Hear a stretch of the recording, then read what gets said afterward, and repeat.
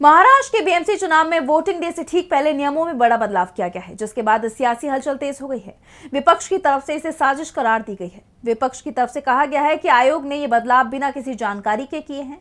तो क्या बदलाव किए हैं चुनाव आयोग ने और क्या है पूरा मामला, जानेंगे इस रिपोर्ट में। एक तरफ महाराष्ट्र के बीएमसी चुनाव के लिए होने वाली वोटिंग में 24 घंटे का भी समय नहीं बचा। चुनाव के लिए प्रचार प्रसार भी थम चुका है और इन सब के बीच चुनाव आयोग ने एक बड़ा फैसला लिया है। चुनाव आयोग ने मतदान के दौरान ईवीएम के साथ प्रिंटिंग ऑक्सिलरी डिस्प्ले यूनिट यानी पाडू इस्तेमाल करने का फैसला किया है। चुनाव आयोग के इस फैसले से बड़ा विवाद खड़ा हो गया। विपक्षी पार्टियां चुनाव आयोग के इस फैसले को लेकर सवाल उठा रही हैं। दरअसल चुनाव से ठीक पहले चुनाव आयोग ने नियमों में बदलाव किया है। बदले हुए नियमों के तहत अब नोटा सहित हर बटन 2-2 बार दबाकर जांच की जाएगी। इसी के साथ ही उम्मीदवार मौजूद हो या ना हो, लेकिन मॉक पोल किसी भी हालत में नहीं रुकेगा।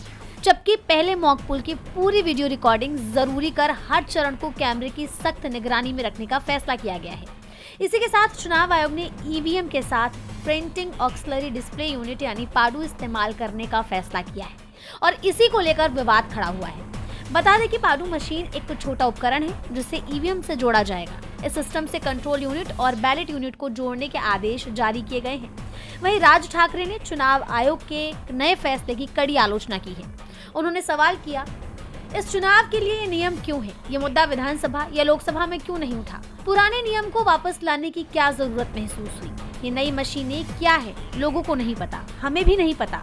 लोगों को देखना चाहिए कि किस तरह से राजनीति चल रही है। वो यही नहीं रुके, उन्होंने आगे सवाल किया कि किस तरह की मशीन है, ये कैसी दिखती है, इससे क्या होता है? एक ईवीएम मशीन है जिसमें राजनीतिक लोगों को बूथ पर बुलाया जाता है और बटन दबाने को कहा जाता है। वो दिखाते हैं कि ये सही है या नहीं।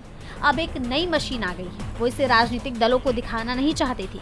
इतनी अफरा तफरी मची हुई है। ये किस तरह का चुनाव है?